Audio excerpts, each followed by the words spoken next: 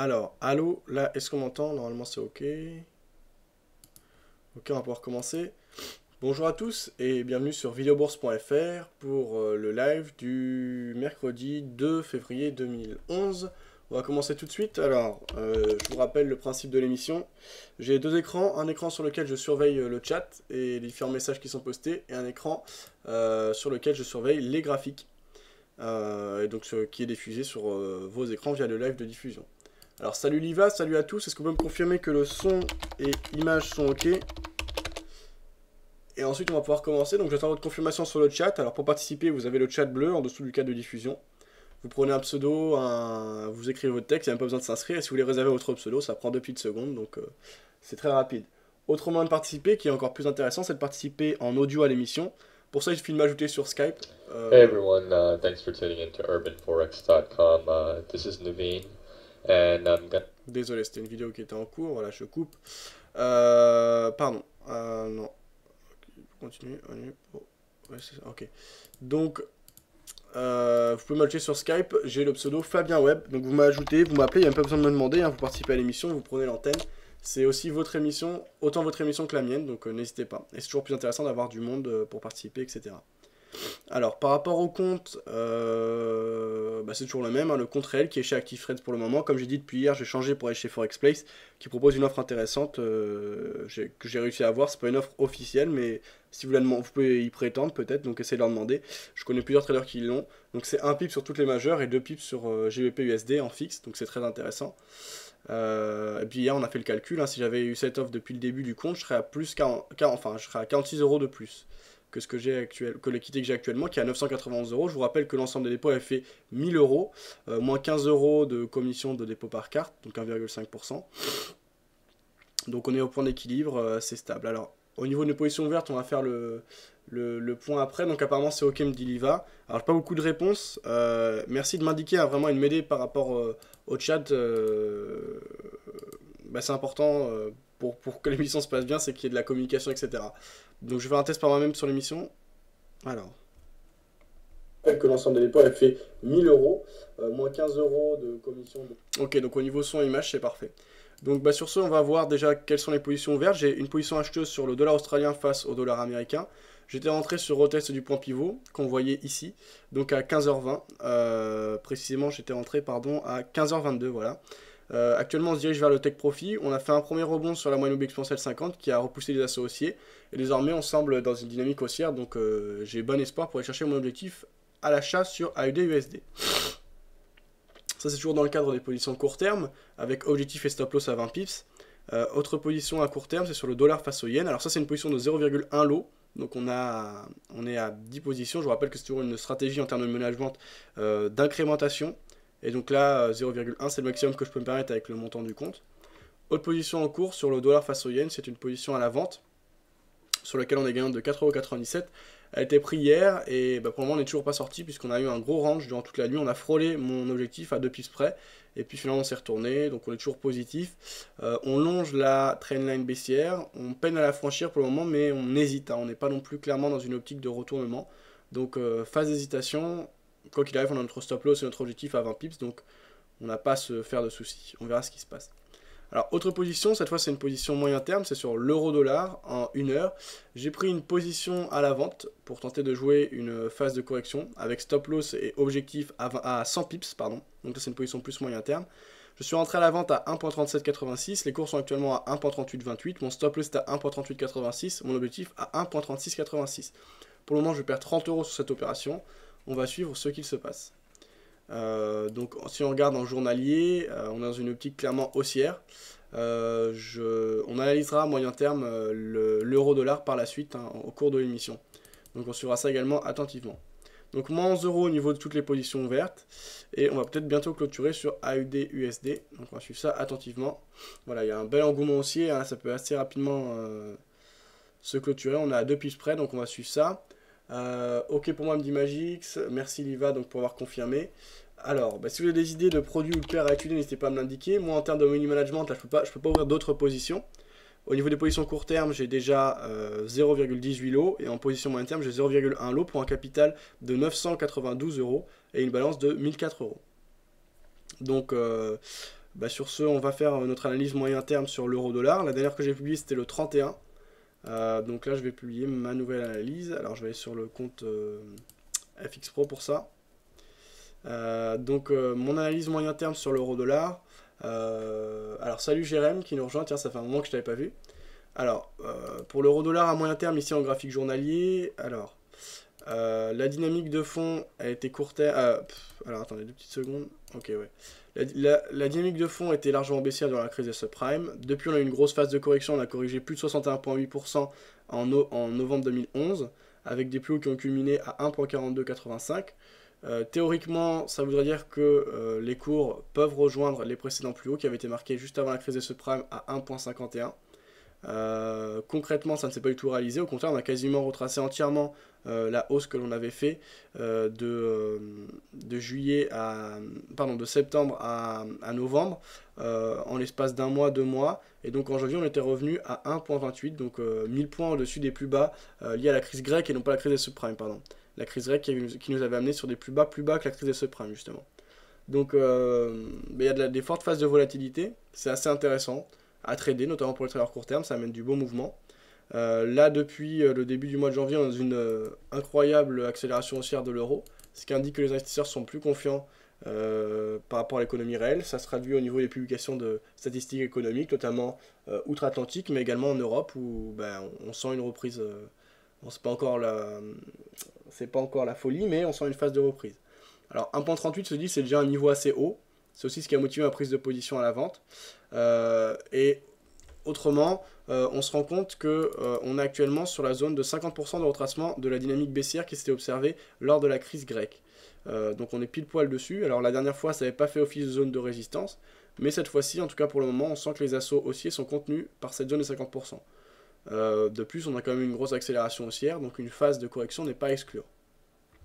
Alors si on aurait un rebond effectif, on aurait un triangle qui se dessinerait, et je pense que ce serait assez cohérent d'avoir un triangle qui se dessine compte tenu du contexte actuel. C'est-à-dire qu'on a eu plusieurs périodes de crise, la crise des subprimes, des inquiétudes face à la zone euro, donc la crise grecque. Ces inquiétudes ont été en partie résolues par l'émission d'obligations pour les pays en difficulté qui s'est bien déroulée, ce qui a expliqué l'accélération haussière durant le mois de janvier. Ceci dit, on ne sait pas trop si on est en phase d'euro, on ne sait plus trop vraiment où on en est. On sent cette indécision, enfin je trouve en tout cas fondamentalement qu'on sent cette indécision. Alors certes on a des bons chiffres, on a une reprise qui commence à se mettre en place lentement, etc. Des pays émergents qui sont toujours aussi bien, mais on a toujours des craintes, on a toujours des surprises, d'autant que par exemple pour ce qui se passait par rapport à la crise grecque, c'était à la base lié à la Grèce qui cachait ses comptes. Donc on sent des investisseurs assez peu rassurés en ce moment à moyen terme, on va dire sur plusieurs mois, et assez peu confiants dans la véracité des informations qui sont publiées, etc. Autre élément intéressant qui pourrait nous amener à penser à la formation d'un triangle, c'est que entre 1.30 et 1.40, on est dans une zone d'équilibre. Alors on va essayer de repérer cette zone. Alors on va mettre 1.40 ici. Alors c'est beaucoup de lignes, mais bon, on va voir ça rapidement. Et 1.30 ici. Voilà, donc on voit que cette zone, c'est un peu la zone d'équilibre, et qu'on a des gros pics en dessous, des gros pics au-dessus, mais qu'on revient toujours autour de cette zone. Et pour être plus précis, je dirais que la zone d'équilibre, c'est exactement 1.37, 1.38, là où on est actuellement. Moi, la formation de triangle à moyen terme ne m'étonnerait pas plus que ça. Mais ceci dit, c'est pas ce qui m'a intéressé le plus. Donc moi, pour vous dire, j'ai pris cette position à la vente pour parler sur le rebond sur la zone des 50%. Donc sinon, les autres retracements de Fibonacci que j'ai tracés sur mon graphique, c'est les retracements de la dynamique baissière de novembre à janvier. Et là, on a dépassé les 61%. Donc théoriquement, on aurait la force pour aller entièrement en fait, pour retracer entièrement la tendance baissière précédente. Alors ceci dit, si on a la force, c'est pas pour ça qu'on n'aura pas de phase de retracement. Donc ça ne m'étonnerait pas du tout, par exemple, qu'on ait des cours qui viennent reprendre appui sur les 50%, voire sur les 38.2, avant de reprendre une dynamique haussière. Voilà ce que je peux dire au niveau de l'euro-dollar. Donc pour ma part, j'ai pris une position à la vente qui est un peu peut-être cavalière, dans le sens où j'ai pas énormément d'arguments qui vont dans ce sens techniquement. Fondamentalement, je le sens plus. Je sens plus une phase de correction. Techniquement, ce qui me soutient, c'est la zone des 50%. Peut-être une zone de surachat également, donc on va aller regarder ça au niveau des oscillateurs. Si on prend un RSI 14 par exemple, on n'est pas encore suracheté. Donc c'est pas spécialement un argument qui va dans mon sens. Donc c'est vraiment cette zone de résistance et c'est plutôt fondamental. Donc la prise de position à la vente. Alors ceci dit, c'est une prise de position qui est encadrée par des stop loss et objectifs à 100 pips. Donc quoi qu'il arrive, je sais que je risque 100 pips, soit ouais, un bon pourcentage. Hein. Ça fait environ 5% du capital. Mais voilà, c'est une perte que je suis prêt à accepter. Donc mon money management est calculé. C'est une prise de position qui, au niveau du point d'entrée, est peut-être pas excellente, en tout cas qui n'est pas assez justifiée, mais qui est encadrée par un plan de trading intéressant, donc j'ai pas de regrets. Sur le même modèle, j'avais pris, alors il y avait plus d'arguments, mais j'avais pris la dernière position qui avait été un succès, avec plus de 121 pips engrangés, c'était hier, à l'achat sur l'euro-dollar, sur franchissement des 61,1% justement. Donc on va voir ce que ça donne. Alors, sur ce, on va retourner à nos positions court terme. Alors, on a toujours toutes nos positions ouvertes. Mais là, on est à moins 20 euros au niveau de l'ensemble des positions. On a un euro-dollar qui commence à se retourner un peu. Donc là, ça va un peu mieux. On est à moins 25. Cela, on était à moins 30. Par contre, sur le dollar australien face au dollar américain, on était quasiment sur l'objectif. On était à 2 pips, 1 pips près, même à un moment. Et puis malheureusement, on a tendance à se retourner. Donc on va suivre ça attentivement. 16h46, on va voir la clôture des marchés européens. On va aller voir du côté de Forex Factory, mais je pense qu'il n'y aura plus de nouvelles dans la soirée. Même, on va aller regarder du côté de notre calendrier sur videobourse.fr. À 16h30, on a eu les inventaires du pétrole et les stocks d'essence relatives à l'économie américaine. Désormais, les nouvelles importantes seront relatives à l'économie néo-zélandaise. Donc demain, on va voir ce qu'on aura. Demain, à 14h30, ça va être chargé. Donc il faudra être sur les marchés à 14h30 pour les traders court terme qui aiment trader la tendance. Donc il y aura notamment les annonces de taux d'intérêt à 13h45 relatives à l'économie européenne, la conférence de presse de la BCE à 14h30, les revendications du chômage US à 14h30, les demandes d'émissions au chômage permanente, la productivité non agricole US et les coûts salariaux unitaires. Donc demain après-midi, 14h30, il faut être sur les marchés. Hein. Je crois que ça va être intéressant en termes de volatilité. Alors sur ce, je fais le point sur ce qu'elle dit sur le chat. Liva nous dit ça fait un buy JRM. Peut-être, je me souviens pas avoir mis beaucoup de messages sur le site, même si je te suis depuis le mois de juillet. Peut-être pas le même GRM.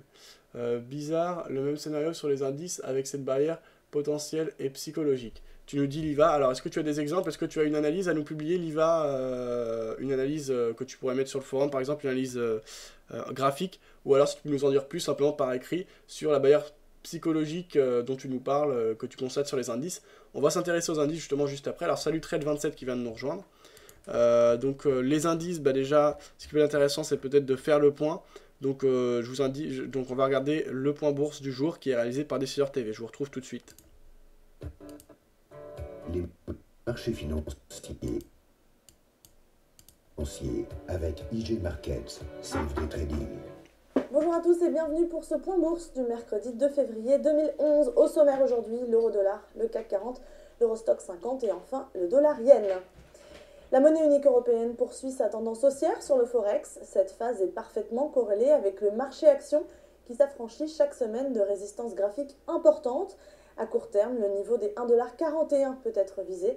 À moyen terme, les 1,4254$, sommet de novembre 2010, sont la cible technique. L'objectif des analystes à 4100 points est presque atteint sur l'indice CAC 40. Ce niveau correspond à la résistance majeure des années 2009-2010 et à l'obstacle technique qui a fait suite à la faillite de Lehman Brothers. Si cette résistance est dépassée, la hausse se poursuivra à moyen terme. On poursuit ce point avec l'Eurostock 50 et enfin la parité dollar-yen. Notre anticipation haussière se confirme aussi sur l'indice Stock 50.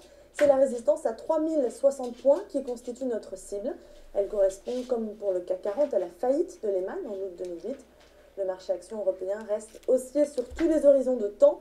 Les replis constituent des opportunités d'achat. On termine ce point par la paire dollar-yen. Le dollar américain est vendu sur le marché d'échange depuis quelques semaines et pourrait se replier davantage face au yen. Les cours se situent actuellement dans une figure de continuation d'ordre technique. Une nouvelle séquence négative ramènerait le dollar sur ses plus bas historiques face au yen, au niveau des 79,7. C'est ainsi que se termine ce point bourse. Je vous souhaite une excellente journée et bien sûr une très bonne séance. Alors voilà ce que l'on pouvait dire, enfin voilà le point de bourse qui est réalisé par Décideur TV. Un petit coup d'œil, ça accélère à la baisse sur AUD-USD. C'est bon pour notre position sur l'euro-dollar. On a un peu une situation de hedging dans le sens où AUD-USD et EUR-USD, donc l'euro, d'un côté on vend le dollar, de l'autre on l'achète. Donc la différence c'est que sur l'AUD-USD on a une position court terme avec stop loss et objectif à 20 pips, et sur l'euro-dollar on a une position moyen terme. Donc c'est pas forcément incohérent d'être dans ce sens-là. Mais là à court terme en l'occurrence, bah, bien souvent quand on a une position qui va bien, l'autre va moins bien, donc ça s'égalise un peu et c'est pas super intéressant à suivre dans le sens où ça bouge pas énormément. Mais ça va venir, il faut être patient. De toute façon, le trading, c'est pas sur quelques minutes, hein, c'est du long terme. Enfin, moi personnellement, ça fait 3 ans que je suis sur les marchés et bah, plus je suis sur les marchés, plus j'ai une approche d'investisseur et non pas de jeu. D'ailleurs, au début, quand on arrive sur les marchés, bien souvent on a l'adrénaline, on prend ça un peu comme un jeu, etc. Et puis à terme, eh ben, on se calme un peu, on met en place des plans précis, des systèmes de gestion du capital. Et ben, justement, je me rends compte qu'avec des systèmes de gestion du capital, et pourtant ça on me le dit depuis le début, eh bien, on peut vraiment faire la différence, plus qu'avec des bons points d'entrée et des bons points de sortie. Bien sûr, pour être un bon trader, il faut bah, maîtriser l'ensemble, mais je pense que le money management prime avant la stratégie, dans le sens fixer ses points d'entrée et fixer ses points de sortie. Alors sur ce, on va aller voir du côté du compte commun avec Madge, sur laquelle ils en ont parlé tout à l'heure sur le point de Décideur TV. On a une position acheteuse moyen terme sur l'euro-yen, avec stop loss et objectif à 20 pips également. Hier, on était gagnant de 2 dollars et quelques. On va voir où on en est sur cette position acheteuse sur l'euro-yen. Alors, on est gagnant de 4,42 $, donc ça c'est très bon. L'avantage c'est également qu'on a un swap positif. Donc cette position elle est en cours depuis le 31 janvier dernier. Ça ramène notre équité à 424 $, avec un capital de départ de 300 $, donc c'est un bon succès. Mais sur ces 300 $, je crois qu'il y a, sur ces 420 $, il y a un bonus de 100 $ qui a été donné par Avalfix, donc on n'est pas super positif. On l'est tout de même, hein, on est 24 $ positif, ça fait c'est pas énorme, mais ça fait 5% de progression par rapport au capital de départ, environ. Et puis bah, on débloque une partie du bonus à chaque fois qu'on trade, et bah, là on commence à avoir passé pas mal de trades sur ce compte, donc le bonus bah, se débloque petit à petit, donc c'est bon signe, ça c'est un bon point. Voilà, on va pas s'y intéresser plus que ça. Petite information tiens, par rapport à hier. Alors pour ceux qui étaient là hier lors du live, on avait étudié un expert advisor. En fait à la base on avait étudié une stratégie qui avait été utilisée par un trader, je ne me rappelle plus c'était qui sur le chat. Du coup on avait regardé la vidéo, on avait fabriqué un petit expert advisor ensemble sur la base de cette stratégie. Les premiers résultats en backtest n'étaient pas forcément super intéressants, mais ça peut être une base de travail intéressante. Je me rappelle que sur ce type de stratégie j'avais fait des expert advisors qui avaient de bons résultats. Donc je vous donne le lien vers le sujet qui est dédié à ça sur le forum. Vous retrouverez la vidéo explicative de la stratégie qui est en anglais. Et en dessous, vous avez l'expert advisor qu'on a réalisé hier durant l'émission. Donc vous pouvez le télécharger et puis faire des tests, éventuellement le modifier, poster vos idées de modification sur le forum, etc. Alors, on va s'intéresser à d'autres produits, notamment les indices, comme j'avais dit. Moins 20 € en cours, on a sur l'euro-dollar un euro qui corrige légèrement à la baisse, c'est plutôt bon pour nous. Par contre sur AUD-USD, du coup ça joue contre nous. Bref, sur ce, on va aller regarder les indices. Avant ça, je vais faire un petit point sur le chat. Donc mon indice CAC 40, où est-ce que je vais l'avoir? Tiens, un petit point d'abord sur le pétrole qu'on avait vu hier. Donc pour le moment, le seuil technique que j'avais indiqué, au-dessus duquel placer son buy stop, donc 93.02, n'est pas encore franchi, donc pas de grosses informations pour le moment, et plutôt une phase de correction, notamment hier, sur le baril de brut. Alors sur ce, on va aller voir le CAC 40, je le trouve pas. Alors là ça va être quoi? Ça va être mon Dow Jones, on va aller voir le CAC. Ok, donc... Alors le CAC, je vais l'avoir, voilà, ici. Ok, donc on va étudier en journalier. Je vais appliquer mon template. Lequel je vais mettre? Ok, le simple. Hein. Je vais mettre simple gris. Ok. Alors, on va regarder ça. D'abord, je fais mon point sur le chat. Alors, salut Atlante hein, qui va nous rejoindre. Ça fait longtemps que je ne l'avais pas vu également. Le CAC bloqué sur 4080. Fab, tu peux faire un live sur arbitrage CAC DAX. Ça rapporte sans doute bien être technique, bien être organisé. Alors, est-ce que tu peux nous en dire plus, Atlante? Moi, je connais pas du tout cette approche d'arbitrage sur le CAC et le DAX. Donc, je suppose que tu en as entendu parler quelque part. Peut-être que je sais que tu suis en ce moment les lives qui sont très bons d'ailleurs, hein, dont on avait parlé hier, de Anonyme. Alors, je sais plus comment les retrouver. C'est sur Livestream, vous cherchez la chaîne Day Trading France. Et je crois que c'est que le mardi, d'après ce que j'ai compris. C'est vraiment très intéressant, ça a l'air d'être un bon trader. Bah, si tu peux nous en dire plus, Atlante, même si tu veux participer à l'émission, n'hésite pas à m'appeler sur Skype. Et puis bah, on regardera ça ensemble en direct. Liva nous dit les indices US aussi. Azut, le chat a planté. J'ai tapé 4 lignes et ça ne suit pas. Alors, normalement, le chat va bien. Si d'autres rencontrent des problèmes avec le chat, n'hésitez pas à l'indiquer, mais normalement, ça va bien. Alors, je vous demande 2 petites secondes. Oui, allô? Oui, allô?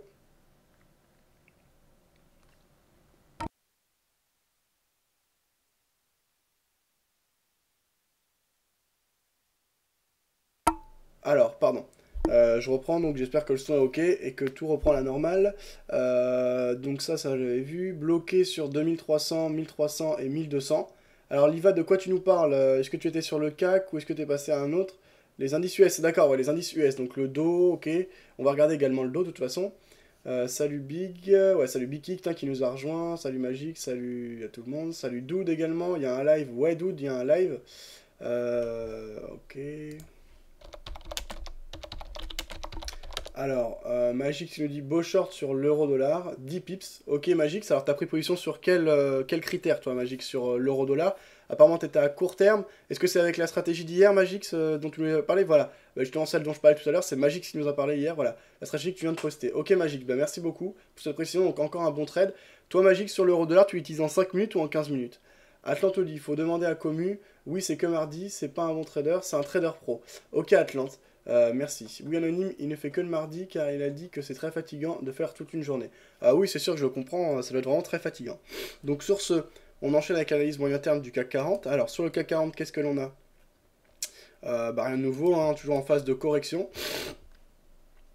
Pardon, et toujours sous cette résistance dont on vient de parler, donc on va regarder ça de plus près. Alors déjà, on va prendre les plus hauts et les plus bas qui ont été liés à la crise des subprimes. Donc les plus hauts ont été marqués, les plus hauts de l'indice, hein. Je crois que c'est les plus hauts historiques d'ailleurs, ont été marqués avant la crise des subprimes, donc fin 2007 il me semble, à 6172 points. Durant la crise des subprimes, on a bien corrigé, on allait chercher jusqu'à 2460, donc c'est pas rien, on a quand même un CAC qui a été divisé par 3. Ensuite, on a eu une phase de correction qui nous a ramené à retracer les 38,2%, ce qui est bien plus faible que par exemple les marchés US ou le marché allemand. Donc ça peut jouer, ça peut indiquer une faiblesse française, mais ça peut indiquer également qu'il y a un potentiel de retracement plus important.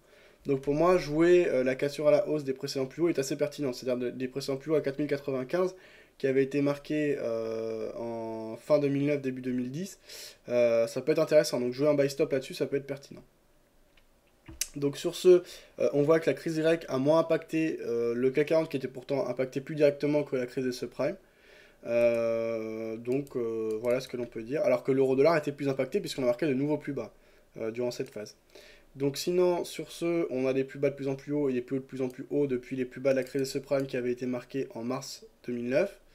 Donc on est dans une dynamique haussière, dans une tendance haussière, même si on est en phase de correction d'une plus large tendance baissière mais qui est liée à un événement bien spécifique. Donc on peut tracer ce canal en bleu, voilà, canal haussier. Résistance importante dont dont je viens de vous parler, sur laquelle on bute depuis 2 jours, mais dont on est très proche, qui se situe à 4089.08. Donc moi, ce qui me semble très pertinent, ce serait de placer un buy stop au-dessus des 4089.08, pardon. Donc par exemple à 5000, alors je vais regarder précisément. Même moins que ça, hein, on peut placer par exemple à 4095. Ça me semble pertinent. Mais sinon 5000 si on n'est pas trop serré. Ou 4097. Alors sur le compte réel, je vais peut-être prendre une petite position. Bon, non, c'est pas sérieux, ça, je veux dire, c'est pas cohérent. Donc pas de position pour le moment. Mais sur le CAC, ça me semble intéressant à jouer, en effet. Donc un buy stop. Alors après, l'objectif sera assez simple à fixer. Alors, 2 petites secondes. Voilà, je vais tracer. Ok. Voilà. Bof.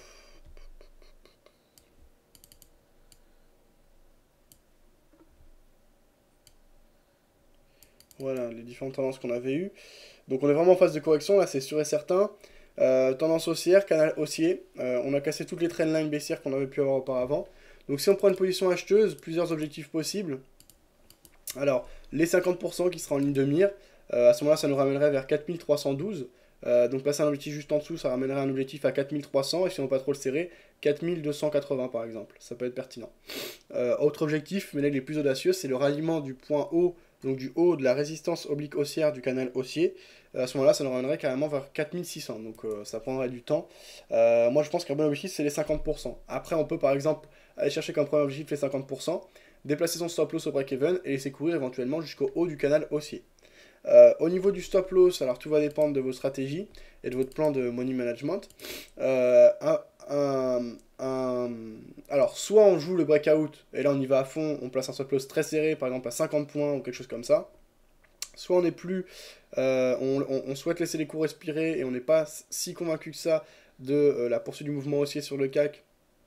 Et à ce moment-là, on peut placer son sell stop sous les précédents plus bas qui avaient été marqués il y a peu de temps, hein, le 31 janvier à 3954.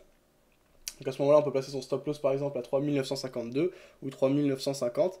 Ça peut être pertinent. Autre possibilité par rapport à un mouvement et un breakout pour placer son stop loss, ce serait de placer sous la trendline haussière, donc sous le support oblique haussier. Et à ce moment-là, on serait assez large au début. Donc il faut que le money management corresponde à cette possibilité, donc adapter la taille de sa position en fonction de ça pour que ça corresponde à un pourcentage de risque maximum pour son capital. L'avantage c'est qu'on va déplacer à la hausse au fur et à mesure le stop loss, au fur et à mesure que le support augmente. Donc plus la position va durer dans le temps, plus notre stop loss va être proche de notre point d'entrée, et moins notre risque sera conséquent.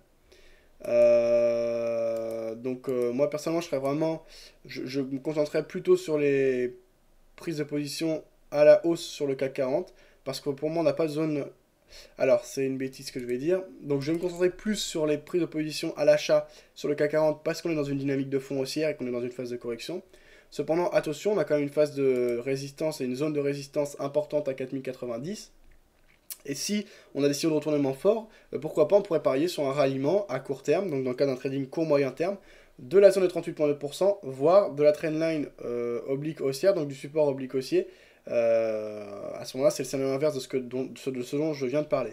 Alors, quel signal de retournement on pourrait avoir? On pourrait avoir une bougie de retournement. Ça peut être un marteau inversé, ça peut être une englobante baissière, donc beaucoup de choses, ou alors une forte bougie baissière simplement qui indiquerait une vraie volonté de reprise en main du marché par les baissiers. Ça pourrait être un signal intéressant de rebond sur la résistance. Pas grand chose de plus à ajouter sur le CAC. Sur le CAC, ce qui peut être intéressant, c'est d'aller voir l'analyse d'hier qui a été réalisée par Gilles du site boursetcoté.com, Gilles qu'on avait l'habitude de recevoir auparavant dans les émissions. Donc j'allais la chercher dans la partie vidéo pour voir son avis sur le CAC, voir si son avis s'approche d'une autre, etc. Donc on va regarder ça. Alors, il y a eu beaucoup de vidéos qui ont été publiées aujourd'hui, notamment par XTB, donc j'ai un peu du mal à m'y retrouver. Vous pouvez suivre ça, hein, c'est des vidéos de formation, donc pour les débutants c'est très intéressant, c'est très bien fait, c'est très clair. Donc vous êtes sur beaucoup de sujets, etc. Voilà, alors l'analyse du CAC d'hier soir, on regarde ça, qui est réalisée par Boursicoté. On va voir s'il a un avis proche d'une autre. Alors, 2 petites secondes. Je mets ça. Voilà. Bonjour, c'est IQ91 pour l'analyse technique du CAC 40 pour la journée du 1er février 2011 sur le site boursicoté.com. Alors aujourd'hui, nous avons eu un beau rebond, un petit peu inattendu, puisque vendredi, je vous disais que nous étions encore en tendance baissière.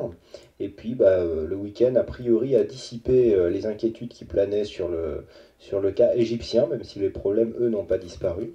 Puisque nous avons une belle séance de reprise qui s'est manifestée dès l'ouverture, puisque nous avons ouvert sur un joli gap haussier à 4037,14. Je rappelle que le plus haut de vendredi était 4018,51. Donc nous avons eu 19 points de gap. Le plus bas ici est venu s'appuyer sur 419,34. Donc à un point près, le gap n'est pas comblé. Cela en fait met en avant vraiment la puissance de la tendance haussière qui a repris donc sur cette journée. Nous avons marqué un plus haut à 4078,48 pour revenir en clôture à 4072,62. Nous gagnons 1,68% sur cette séance, 67 points gagnés sur le CAC par rapport à la clôture de vendredi.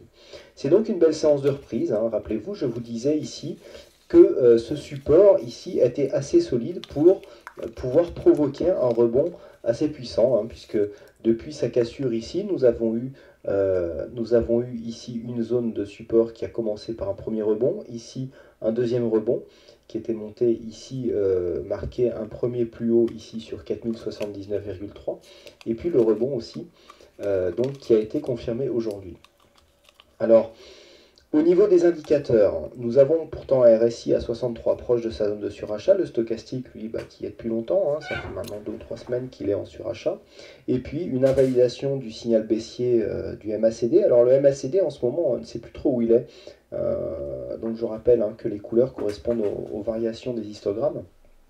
En fait, cela vient du fait que nous n'avons pas eu de vraie consolidation. Lorsque l'on écarte un petit peu, lorsque l'on dézoome pour voir un peu ce que l'on a au niveau de la tendance, eh bien, en fait, là, on ne sait pas trop où on va parce que les indicateurs sont réglés un peu pour des situations, je dirais, qu'on rencontre le plus souvent. Et bien là, cette montée ici, sans réelle consolidation, à part ici, ce qu'on a eu, encore on ne sait pas si c'est une consolidation, puisqu'on n'a pas encore dépassé le précédent plus haut, et bien le MACD ne sait plus trop où il est, puisqu'il reste orienté positif, mais dès qu'il part un petit peu à la baisse, hop, on remonte aussitôt. Donc pour l'instant, cet indicateur ne nous donne pas de signaux vraiment clairs. Vous voyez, au niveau des volumes, vous voyez, on est toujours supérieur à la moyenne. Donc, à part ici cette bougie qui avait marqué un mouvement panique où nous étions vraiment venus monter relativement haut, eh bien, on constate quand même que les histogrammes verts sont en général supérieurs à la moyenne. Donc, on a un retour des volumes sur le marché action, c'est clair depuis quelques semaines, puisque les volumes en général sont relativement supérieurs à la moyenne sur quasiment toutes les séances. Volatilité au-dessus de la moyenne aussi, mais conforme par rapport aux dernières séances. Alors, c'est assez intéressant la situation technique que l'on a là, puisqu'on a un début de reprise, mais on sent que ici, cette barrière des 4080 points pose un problème. Alors, au niveau de la tendance court terme, on pourrait voir que c'est une résistance un peu comme une autre. Par contre, si on écarte un peu la vue, je vais vous expliquer ce qui peut poser problème. Voilà, on a une tendance ici, on est sur une vue un peu plus moyen terme. Vous voyez qu'on a un support haussier ici qui guide la tendance depuis maintenant. On a eu un premier rebond ici en juin 2010. Si on prend cette ligne et qu'on essaye de construire un petit peu une analyse en reportant en fait le support, on voit que le trend ne marche pas puisque là on a les plus hauts qui dépassent et là on voit qu'on n'est pas tout à fait dans les cordes. Donc on peut essayer de bouger un petit peu cette ligne, de trouver un petit peu des points d'appui. Donc on va trouver un premier point d'appui sur ce plus haut ici qui semble caractéristique, et puis on peut trouver un deuxième point d'appui. Alors on peut y aller par tâtonnement, on attrape ici le point, et puis on voit ce que ça donne ici au niveau des précédents plus hauts. Voilà, ici on est pas mal, d'autant plus que si on écarte la vue, on voit si on ne peut pas trouver un plus bas. Ah ben si, on a un plus bas qui est là. Donc a priori, ici, si on reprend le point, il faut essayer de construire ces analyses pour avoir le plus de points significatifs possible. Donc là, ici, on voit que ce plus haut pourrait être assez significatif, puisque si on reporte donc les cotations, voilà, on voit qu'on arrive ici sur une zone de support, c'est ça que je veux vous faire voir. Donc c'est-à-dire qu'ici, cette zone de résistance était avant une zone de support que l'on a cassée, et donc que l'on vient ici retester en tant que résistance. Donc ici, cette ligne semble significative. Si on revient maintenant sur la cotation actuelle, qu'est-ce que nous avons? Eh bien, on voit que ici, la résistance des 4088, qui, je vous le rappelle, correspond au plus haut que nous avions eu l'année dernière, eh bien, vient croiser la résistance haussière que nous venons de tracer. Vous voyez, c'est bien net, nous avons même un point de contact. Alors qu'on a tracé cette résistance de loin, on a un point de contact de la bougie de jeudi, de mercredi. Ici, le plus haut est venu déjà sous cette zone, et donc c'est pour ça que l'on a du mal aussi à monter plus haut. C'est parce que on a plus les lignes en fait ont une vision moyen terme, plus elles sont difficiles à dépasser, et donc là on a du mal à chaque fois qu'on s'approche à venir marquer les plus hauts. Alors c'est vous dire si ici la cassure de cette zone, et puis bien sûr un ralliement par exemple des 4100 sera un signal assez fort. ça voudrait dire qu'on serait en train de sortir ici de cette zone haussière, mais pas très dynamique, c'est-à-dire qu'on prendrait un trend un peu plus pentu pour venir marquer la hausse. Donc pour l'instant, nous n'y sommes pas, hein. Il faudrait vraiment une grosse cassure et puis un mouvement moyen terme assez puissant pour donner une pente différente à cette tendance. Mais ceci explique pourquoi on a du mal ici, dès qu'on s'approche de cette zone de cotation, à venir plus haut, hein. Quand on ne trouve pas de solution sur des unités de temps court terme, on essaye un peu d'élargir la vue et de voir pourquoi ça ne passe pas. Donc là, voilà, on peut trouver une explication, et vous voyez qu'ici, en ayant tracé des lignes sur des bougies relativement éloignées, on arrive à trouver des points caractéristiques qui peuvent expliquer certains retracements. Alors là, ici, on a eu un plus haut, et on a eu besoin de souffler, et puis l'Égypte est venue un peu comme un prétexte pour aider les investisseurs ici à consolider avant de repartir sur une hausse. Alors, il faudra confirmer, hein, je pense que la séance de demain sera critique. Ici, une cassure de la zone des 4080 et d'autant plus 4088-90 eh bien, donnerait un signal assez fort pour les haussiers. Alors j'entendais ce matin, enfin je lisais sur le chat, on posait la question savoir si c'était le bon moment pour shorter. Shorter un signal après une consolidation alors qu'on vient déjà ouvrir sur un gap haussier sur les plus hauts. Personnellement, bon, j'aime pas trop les trades à contre-tendance. Je sais que certains contrariens diraient qu'on pourrait jouer, on pouvait d'ailleurs hein, jouer le complément du gap, puisqu'ici on est resté qu'à un point, mais ce sont des trades qui sont toujours plus risqués que de jouer dans la tendance. Là, à partir du moment où on vient marquer un gap haussier suite à une tendance baissière ici, même si fut-elle très court terme, eh bien la tendance est en train de changer, donc il est toujours risqué de prendre des trades à contre-tendance sur ce genre de mouvement. Donc voilà, hein, demain à surveiller ici la zone des 4080 dans un premier temps, hein, qui correspondrait ici au plus haut de la semaine dernière, et puis 4090 qui correspondrait donc à des zones un peu plus moyen terme et qui donnerait des signaux assez forts au marché pour la continuité de la tendance haussière. Voilà ce que l'on peut dire donc sur cette analyse. Pas de signal de trading déclenché aujourd'hui. Je vous remercie donc pour votre participation. Beaucoup de monde aujourd'hui sur le site, tant sur le chat que sur les pages même, hein, et puis beaucoup de visionnage de vidéos. Merci à tous pour donc cette participation. Et il ne me reste plus qu'à vous souhaiter donc une bonne soirée, bonne chance dans vos trades, et je vous donne rendez-vous dès demain pour une prochaine analyse. Bonsoir. Ok, voilà donc l'analyse intéressante du CAC 40 qui est réalisée par Gilles, un peu spécialiste du CAC 40, hein, ça fait longtemps qu'il analyse et qu'il a des résultats vraiment plutôt intéressants, notamment avec une stratégie automatique qu'il a appelée Turbo CAC. Donc sur ce, on voit que ses conclusions sont très proches des nôtres, donc c'est rassurant, et donc en ligne de mire, cette zone des 4090, donc cette ancienne résistance, cette résistance horizontale qui tient depuis le plus haut du 11 janvier 2010, donc depuis plus d'un an maintenant. On va suivre ça attentivement. C'était marqué juste avant la crise européenne, donc la crise grecque. Si on a franchi la hausse, on pourrait avoir un beau potentiel de hausse. On se rejoint là-dessus, donc en tout cas techniquement, avec Gilles. Donc c'est plutôt rassurant et encourageant. Donc moi, si j'avais du capital de disponible, là je passerais bien un petit buy stop au-dessus de cette zone. Donc par exemple 4095, ça me semble pertinent. 4097 ou 5000 si on ne veut pas trop serrer son point d'entrée. Alors pas mal de réactions sur le chat, on va aller voir ce qui s'est dit, avancer un petit point sur nos positions en cours. Moins 20 sur l'ensemble de nos positions, elles sont toutes les trois perdantes désormais. Par contre sur l'euro-dollar ça a bien corrigé, donc ça repart éventuellement dans l'autre sens. Les positions court terme elles sont mal engagées, alors que sur le dollar yen on est passé à 2 pips de notre objectif. On retrace désormais et on revient chercher le point pivot, on passe en zone négative, on voit notre point d'entrée il est ici. On était rentré à 81,56. Eh bien écoutez, il n'y a pas de problème, ça commence à faire un bon moment, bon, à plus d'un mois maintenant, enfin un mois en tout cas qu'on applique cette stratégie. Il y a eu 113 trades de passé, donc j'ai pas de panique, ça arrive qu'on frôle l'objectif et qu'on repart, ça arrive également qu'on frôle le stop loss et qu'on repart, donc il n'y a pas de problème, pas de stress, on laisse courir ces trois positions qui nous emmènent à une perte en cours de 20 € pour un capital réel de 1004 €, ce qui correspond à peine 2% du capital, donc ce qui reste raisonnable. Alors, pas mal de réactions sur le chat comme j'ai dit. Beau short EU 10 pips, ok, ça on avait vu.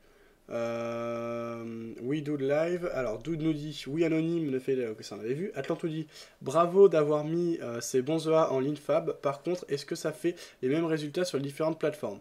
Alors, Atlante, ça dépend de quel expert tu parles. Alors, justement, on va aller faire un petit tour du côté d'Expert Advisor. Je sais qu'il y en a qui sont pas très contents Mais je sais pas pourquoi, c'est vraiment intéressant de suivre des stratégies automatiques.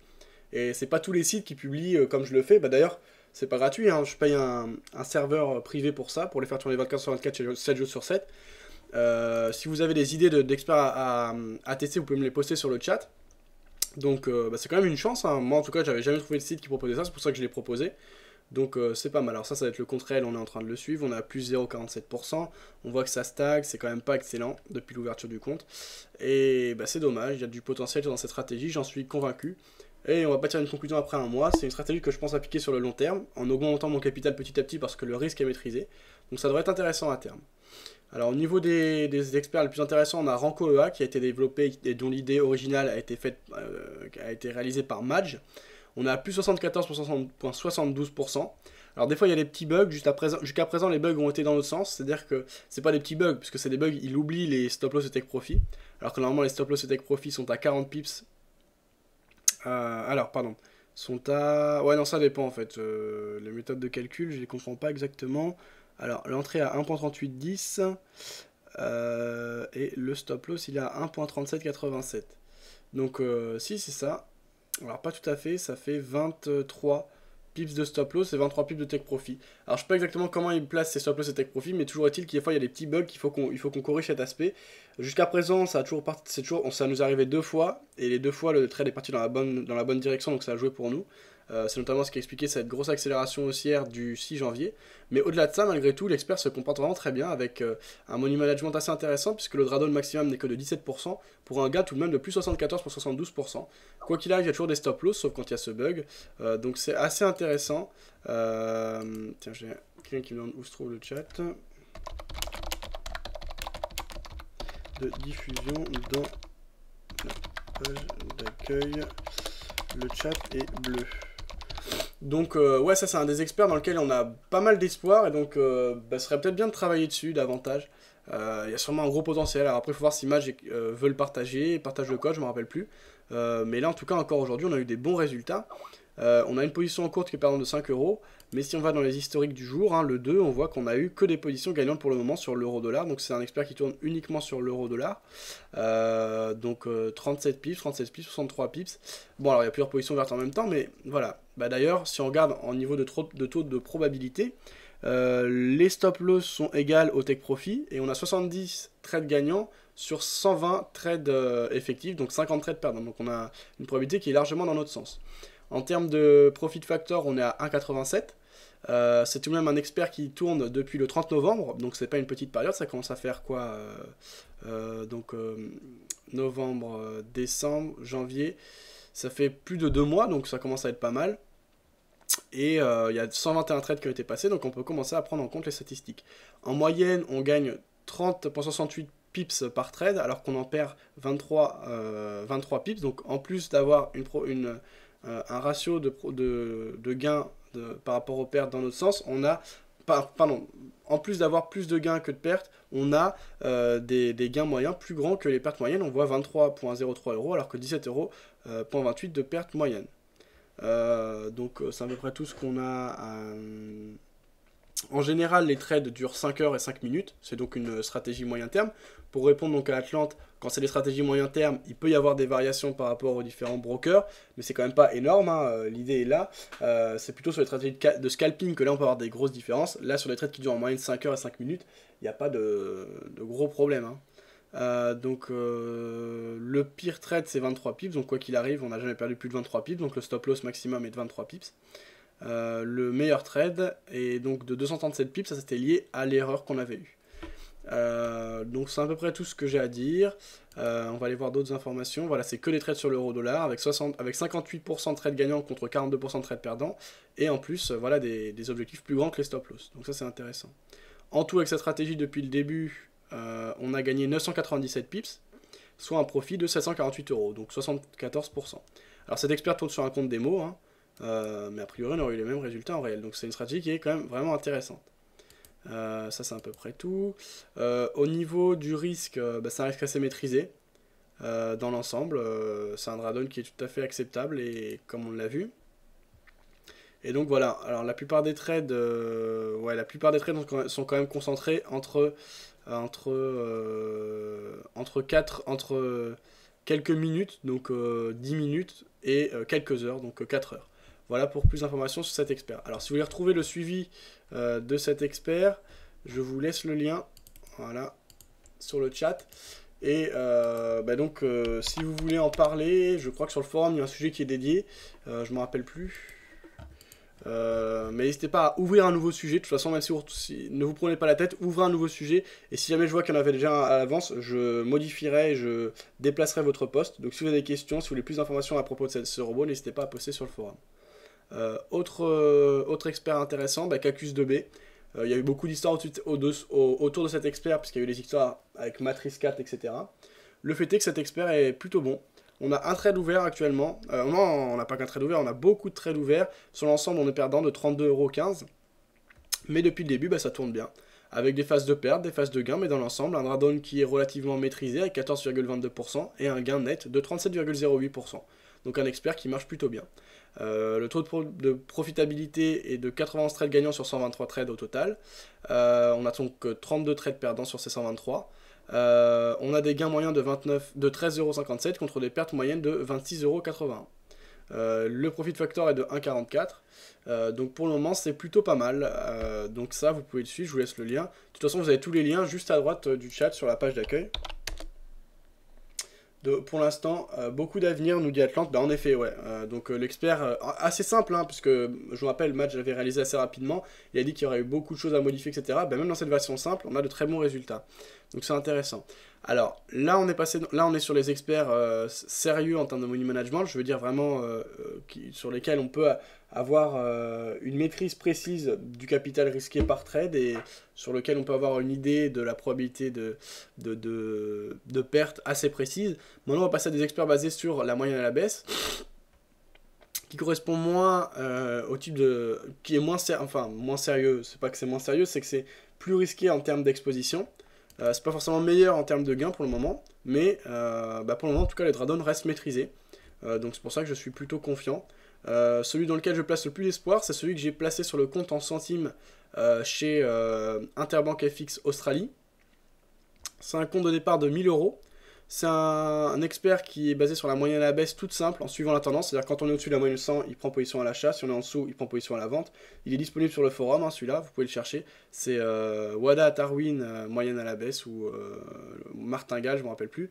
Et donc voilà, il est basé sur une martingale. C'est-à-dire que tous les 30 pips de perte, il va prendre une position en doublant la taille du lot. Sauf qu'au lieu de commencer en micro-lot, on commence en nano-lot.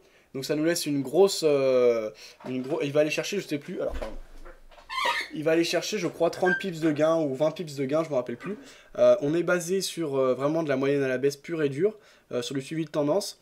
Tout repose sur le fait que on essaye de vérifier, on essaye de trader selon le fait de dire que les arbres ne montent pas au ciel. Et donc il y a toujours un moment où il y a des phases de retournement, et vu qu'on double à chaque fois, il nous suffit d'une petite phase de retournement pour empocher notre gain. Alors, l'avantage c'est qu'on commence avec quelques centimes, donc on a vraiment une grosse marge avant d'être en difficulté. Jusqu'à présent, on a donc réalisé un gain de 27,1% avec un risque maximum de 20,36%. Et donc c'est que des périodes de gains qui s'enchaînent.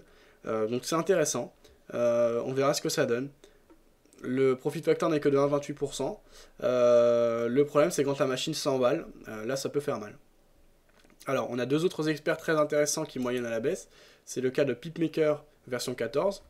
Là en ce moment on est quand même en difficulté avec 178 € de perte en cours. Alors par exemple on n'était qu'à 17 € de perte en cours sur le compte en centimes. On est tout de même à un gain de 43,74% pour un drawdown maximum de 6,72% en termes de drawdown de position fermée.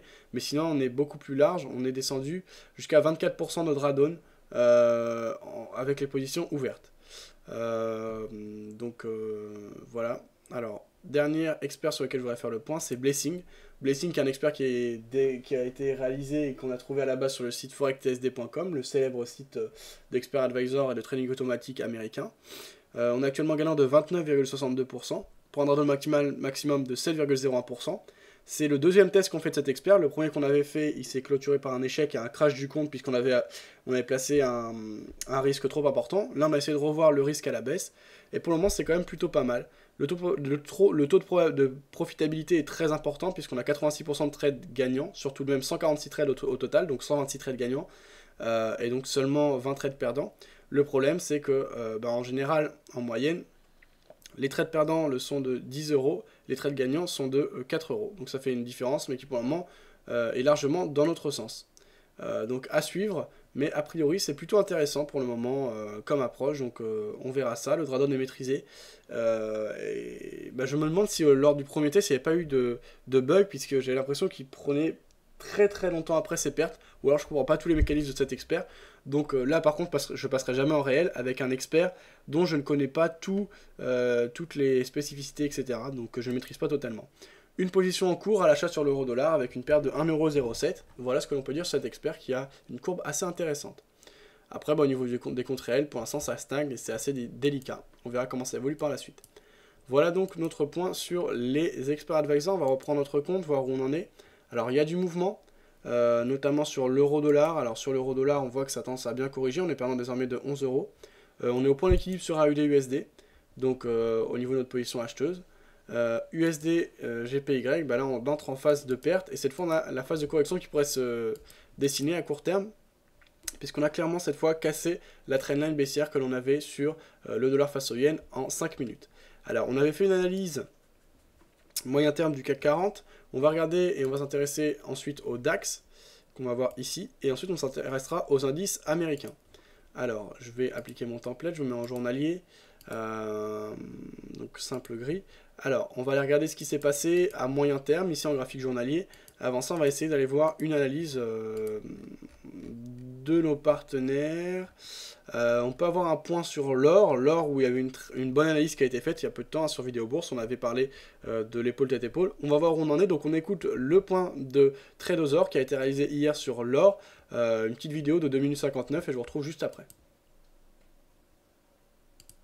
Salut, c'est Trado. Salut, c'est Trado. Voilà ma vidéo de mise à jour pour l'or.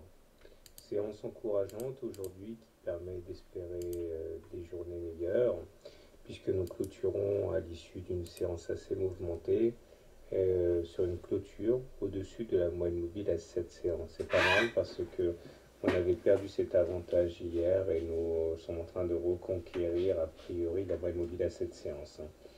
Donc les espoirs sont permis, mais juste des espoirs, parce que sinon il y a quand même toujours et encore un faisceau d'éléments négatifs qui pèsent sur l'or. Alors je vais refaire le bilan, même si ça fait quand même 2-3 jours que je les cite régulièrement. Canal marron baissier, la ligne d'eau ici, ou la ligne de coup du double top ici, tant qu'on n'aura pas clôturé clairement au-dessus, l'objectif demeurera ici les 1284. Le MACD est toujours négatif sous son signal, le momentum est négatif aussi, et le stochastique, lui par contre, continue son amélioration puisqu'on s'approche de la barre des 50. C'est peut-être ce qui aurait pu mettre la puce à l'oreille de certains aussi aujourd'hui, mais c'est vrai que c'est quand même super maigre. La M20 continue d'adopter une pente menaçante, ce qui veut dire que cette zone, là, comprise entre 1350 et 1345, va être extrêmement difficile à passer, à moins d'avoir une très mauvaise nouvelle éventuellement sur le plan géopolitique ou sur le plan des devises, je ne sais quoi d'autre. Je ne vois pas comment on pourrait s'affranchir de cette zone de résistance qui doit abriter quand même une flopée de traders baissiers qui veulent rentrer short à bon compte. Donc sans remettre en cause, loin s'en faut, la tendance haussière à moyen terme sur l'or, à court terme je continue de privilégier l'idée sur laquelle nous sommes en tendance baissière puisque nous sommes en dessous de la moyenne mobile à 20 séances. Alors, comment trader l'or? Justement, si vous êtes haussier sur l'or et que vous pensez que le pire est derrière nous, vous avez un bon coup à jouer là en achetant, en essayant de mettre un stop loss en cas de clôture sous la M7. Et puis l'objectif, bien sûr, c'est de retrouver les plus hauts, mais garde donc au faisceau de résistance là. Par contre, si vous êtes baissier, il me semble que vous avez un excellent point d'entrée au contact du noyau de résistance entre 1357 et 1347. Et là, soyez sûr que vous ne serez pas seul à shorter l'or. Hein. Voilà, donc bonne soirée, bon trade et à demain.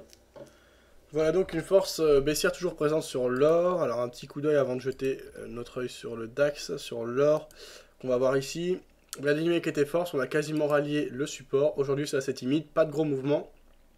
Certainement que les investisseurs par rapport à l'or, qui est une valeur refuge par excellence, sont assez attentifs à la situation en Égypte notamment, et à l'éventuelle contagion aux différents pays, notamment l'Égypte c'est déjà un pays très important, donc ça peut amener de l'inquiétude par rapport au marché, et par rapport aux investisseurs, cette inquiétude se traduirait par une poursuite du mouvement haussier sur l'or. Donc surveillez ce qui se passe en Égypte, mais techniquement on avait eu cette épaule-tête-épaule, l'objectif n'est pas comblé théoriquement, techniquement, il reste du potentiel, mais pour ça il faudrait s'affranchir du support oblique haussier. Donc le point d'entrée dont j'avais parlé, dont j'avais annoncé à l'avance lors de l'analyse technique sur l'or, la dernière analyse que vous pouvez retrouver sur Vidéo Bourse, c'était la cassure de cette espèce de ligne de coup oblique qui était un peu particulière, qui amenait une belle accélération baissière. Désormais je pense que le bon point d'entrée c'est soit de prendre position à la vente sur retest de la moyenne mobile 100 qu'on a en noir sur le graphique, pour jouer une espèce de pullback et prendre position sur rebond pour essayer de jouer la poursuite du mouvement baissier. Autrement, pour ceux qui sont moins confiants dans le scénario baissier, attendre concrètement une cassure, un franchissement à la baisse du support oblique haussier qui tient bon depuis des années maintenant, en tout cas depuis pas mal de mois, depuis 2008, donc depuis octobre 2008. Donc on va s'intéresser au DAX. Avant ça je vais faire le point sur ce qu'elle dit sur le chat et on va aller jeter un petit coup d'œil, voir s'il y a du mouvement sur les cours. Pas grand chose, il y a du mouvement quand même. Moins 10 € sur notre position sur l'euro-dollar, toujours, donc ça stagne à ce niveau-là. Par contre, ça bouge pas mal, notamment du côté du dollar face au yen, et on sent un bel engouement haussier suite à la cassure nette de la trendline baissière. On est désormais dans une phase de retracement, et donc on va dézoomer, on va passer en 15 minutes pour avoir du recul, le recul nécessaire pour tracer les fibos sur le dollar face au yen en 5 minutes ici. Voilà, et donc on se dirige vers les 23,6%, ça affranchit également de la moyenne mobile exponentielle 200 en 15 minutes, donc bel engouement haussier. On est contre le mouvement, donc AUD-USD, on est également perdant pour le moment de 3,062, on est très proche de notre point d'entrée cependant. Sur ce, on va prendre notre DAX, alors j'aimerais bien avoir les infos derrière, ok, 5 grilles infos, voilà.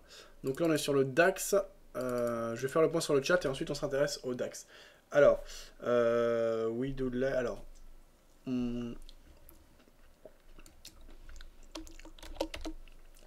Ok, pas mal de choses qui avaient été postées, donc... Alors ça on avait vu, non, le lien du live du Trader Pro, c'était pas ça, c'était avant. Alors, suivant. C'est pas un bon trader, c'est un trader pro. Alors ensuite, WeDoodle live. Oui, Anonyme ne fait que le mardi, car c'est très fatigant, ça j'avais vu. Il fait venir plusieurs copains sur son émission. Bien ce robot. Ah oui, un robot sur lequel j'avais pas fait le point, c'est PremJ aussi. Et il fait venir plusieurs de ses copains sur son émission. Ouais, ça c'est très bien de faire venir du monde. Moi avant je faisais venir du monde. Le problème c'est que c'est pas évident d'avoir des intervenants réguliers, etc. Chacun a des choses à faire. Sinon il faut payer les gens. C'est pas évident. Ok, Vidéo Bourse ça rapporte de l'argent avec les pubs, mais c'est pas non plus énorme, donc c'est pas toujours évident à gérer. Donc il faut trouver un bon compromis. Mais sûr que c'est excellent quand on fait des vidéos à plusieurs, puisqu'on peut échanger les points de vue, faire du débat, etc. C'est pour ça qu'au début de chaque émission, je vous invite à venir participer à l'émission, c'est toujours plus intéressant, même si vous êtes débutant, d'avoir plusieurs avis. Donc n'hésitez pas, hein. Fabien Web, tout attaché, vous m'ajoutez sur Skype et vous m'appelez, il n'y a même pas besoin de me demander. Hein. D'ailleurs, je vais voir s'il n'y a pas eu d'appel.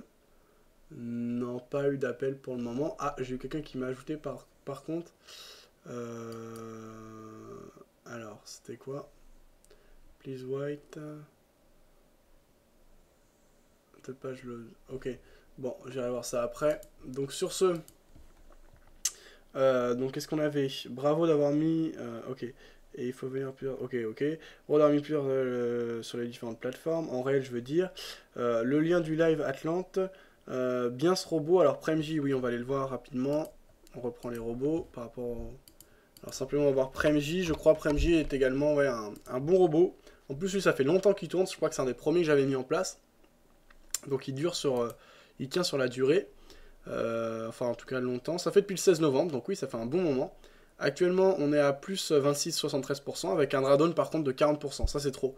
Donc intéressant, mais pas top. Actuellement, il achète sur l'euro-dollar avec un gain de 77 euros. Mais il tient sur le long terme, donc en tout cas sur plusieurs mois, c'est déjà un bon signe. Comme on peut le suivre gratos, si c'est des positions assez longues, on peut venir en route. Voilà Atlante, ça c'est vrai. Moi je veux bien donner un peu pour contribuer à aider le travail du site si résultat réel. Résultat réel, qu'est-ce que tu entends par résultat réel Atlante? Donc continue à afficher les robots, les meilleurs avec faible drawdown comme tu as trouvé, c'est bien. Je continue à faire mes recherches, si vous avez d'autres idées, des liens à me poster, n'hésitez pas. Je bosse aussi sur des experts, donc voilà, le but c'est de tester tout ça. J'attends également notamment l'expert de Wizard. Il y a eu les indicateurs qu'il nous a envoyés, maintenant on attend l'expert, donc on verra ça. Non, le lien du live de ce trader pro. Alors, celui-là a l'air mieux. D'accord, ouais. Donc ensuite, Atlante nous poste le lien, mais c'était vers le compte en centimes, donc on a fait le point. Je découvre tout ça à la foulée. Tu fais quoi de ces robots? Tu les vends, tu les donnes. Atlante, tous les robots sont disponibles gratuitement. Hein. Tous les robots que je teste là, c'est que des robots gratuits. Donc tu peux les trouver sur le net, que ce soit sur mon forum ou sur d'autres forums. Alors si tu veux justement, et pour tout le monde, hein, parce que c'est vrai qu'il y a beaucoup de choses sur le site, je bosse pas mal et puis je donne pas trop d'informations, donc des fois c'est un peu compliqué. Alors pour trouver les robots, vous allez dans suivi des stratégies, vous voyez dans le menu de gauche vous avez un lien suivi des stratégies.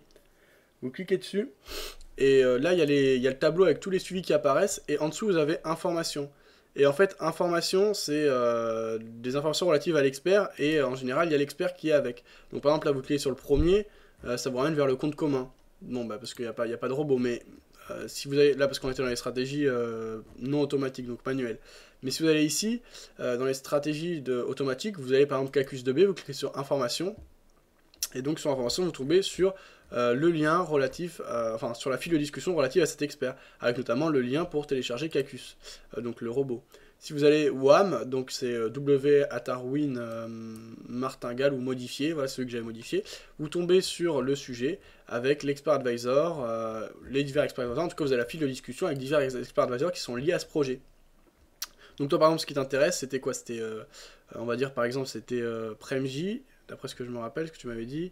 Alors il est où PremJ? Je trouve pas. Ok, il est là. Information, et donc là ça te reconduit directement vers forex-tsd.com et donc vers la file de discussion qui est liée à cet expert advisor. Donc voilà Atlante pour répondre à ta question. Donc je vous laisse le lien pour aller directement sur la page de suivi des résultats avec ces informations. Et donc vous pouvez retrouver toutes ces informations. Donc je continue à faire le point sur ce qui a été dit, à répondre aux questions. Depuis ce temps, pas facile, les robots c'est sûr. Sur USD GPY, le chat a bugué, zut. Ouais, alors, un petit conseil par rapport au chat, mettez-vous sur Google Chrome. C'est comment on appelle ça, le navigateur qui est le plus réactif au niveau de la mise à jour, etc. C'est un chat qui est réalisé en Java. Sinon vous devez faire des points, donc c'est-à-dire vous devez poster quelque chose pour qu'il se mette à jour. Mais chez Google Chrome ça se passe très bien, c'est mis à jour très régulièrement. Coucou tout le monde, donc salut Yoda qui vient de nous rejoindre. Live, oui, un live. Fab, tu peux faire une analyse de l'euro-dollar s'il te plaît? Alors j'en ai fait une tout à l'heure, Yoda. D'ailleurs, cette analyse que j'ai faite tout à l'heure lors du live, je vais la faire ensuite pour une analyse à poster sur YouTube. Donc tu la retrouveras juste après, je vais pas la refaire, mais tu verras ça. Juste pour information, j'ai une position à la vente à moyen terme. Donc j'ai dit que c'est pas une bonne position parce que j'ai pas été assez patient, j'ai pas attendu un signal de retournement précis. Mais on est dans la zone de 50% de retracement de la dynamique baissière. Et je pense qu'on peut avoir une zone d'essoufflement et un petit repos de la part des acheteurs, une phase de consolidation. Donc à court terme, je serais plutôt baissier. Je serais haussier en cas de retest des 38.2. Enfin bref, d'une zone de support pour parier sur une poursuite du mouvement haussier. Voilà ce que je peux indiquer. Alors ensuite, ça on avait vu. Salut Tradomar qui nous a rejoint. Salut Omar. Ça y est, demain je me lance dans le trading réel. Je pourrais vous avertir de temps en temps de mon ascension. Ou ta descente, Yoda, sois pas trop sûr de toi, mais bien sûr je te souhaite bonne chance. Mais fais bien attention et sois prudent. Je sais pas si tu vas publier ou non tes résultats sur MyFXBook, ça peut être intéressant. Merci Fabien. Alors c'est Newbie qui me dit ça. Bah écoute, de rien, pas de problème Newbie. Atlante nous dit bravo à vous avec Ranco. Donc ça, les liens que j'avais publiés. Pas mal le Ranco, je m'en suis servi de cet indice avant, mais avec un template assez chelou. Ranco, c'est le meilleur de vos robots pour l'instant, beaucoup d'avenir, ça en avait vu. Petit short Swissy en attente. Alors pour quelle raison Magix le sort une éventuelle vente sur la devise suisse, donc je suppose que sur le dollar face au franc suisse ou c'est sur le franc suisse face à l'euro. Également, je pense que c'est d'après ta stratégie court terme, c'est ça Magix. Yo nous dit, vidéo bourse a plus de vie aujourd'hui comme Karim fait pas son live. Franchement bravo, je pense pas que tous réalisent la difficulté d'un tel projet avec un excellent money management. Sinon tu as un robot, tu as un expert advisor tout manuel qui peut annuler tous les trades ou inverse les trades, c'est Smart Order. Ok Yoda, ouais je connais bien Smart Order, donc c'est réalisé par Active Trades justement, donc j'ai pas testé mais apparemment c'est assez intéressant, c'est juste un robot qui permet de gérer ses trades. Alors, Altantou dit, il faut espérer que le Dradon ne baisse pas. Il y a du parrainage chez Interbank Australie. J'adore avoir plein de comptes. Short Swissy, ok. Alors, je sais pas s'il y a du parrainage chez Interbank Australie. Je pense qu'il faut les contacter pour ça. Je suppose que tous les brokers proposent des systèmes de parrainage ou d'affiliation. Donc, enfin, après, ça dépend aussi. Donc, je sais pas. Faut voir avec eux. Donc, le meilleur, je pense que c'est de contacter le support Atlante pour répondre à ta question. Short Swissy, TP10 pips. Télafab, attends yo-yo, il y a le live à toutes, exact, en différé avec Tredo là. Ouais. Donc il y avait Tredo que j'ai publié tout à l'heure, enfin qui est disponible sur Vidéo Bourse dans sa chronique. Ok, donc sur ce, je referai le point tout à l'heure sur le chat, ça fait long, il y a beaucoup de messages, mais c'est très bien. Donc j'essaie de répondre un peu à tout le monde, c'est pas toujours évident, mais c'est intéressant.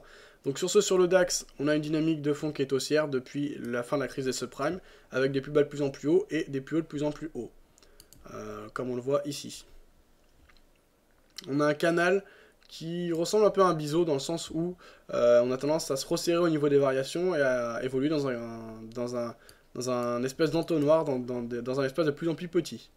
Si on prend les plus hauts de la pré-crise des subprimes et les plus bas de mars 2009, donc au plus fort de la crise, on a un retracement de plus de 75%, donc là théoriquement on devrait vraiment rallier les précédents plus hauts. Alors qu'est-ce que ça veut dire et qu'est-ce qu'implique cette différence entre le CAC 40, on a vu qui a retracé à peine 38.2 et qui bute actuellement sur les 38.2, et le DAX qui a retracé plus de 75%, eh bien c'est la force de l'économie allemande certainement, il y a des tas de raisons fondamentales, etc. Mais je pense que c'est aussi psychologique, dans le sens où les investisseurs ont une large confiance dans l'Allemagne, qui est un pays exportateur et assez rigide, qui a été assez sévère avec la Grèce, donc qui veut dire qu'il n'hésitera pas à sauvegarder son économie plutôt que l'économie européenne. Donc ça a bien rassuré par rapport à l'économie allemande. Concrètement, fondamentalement, il y a un écart entre l'économie française et l'économie allemande, ça je crois que personne ne peut le nier. Maintenant, au niveau des marchés financiers, est-ce qu'il doit y avoir un tel écart entre 38.2 et 75% de retracement de la crise des subprimes entre la France et l'Allemagne? À chacun de juger. Pour moi, en cas de franchissement à la hausse de la résistance sur le CAC 40, ça peut être vraiment un bon point d'entrée, également fondamentalement parce que je pense qu'il y a du retard par rapport aux autres places financières sur le CAC 40. Donc ça peut être aussi bien un argument technique que fondamental pour moi. Donc vraiment, je pense que c'est un bon point d'entrée. Alors, sur le DAX, on constate qu'on est dans le haut de notre canal. Voilà qu'on a ici, c'est un canal qui a fait ses preuves. Alors, voilà précisément où est la résistance. On a même tendance à surperformer la résistance, mais on est au niveau de cette résistance oblique haussière.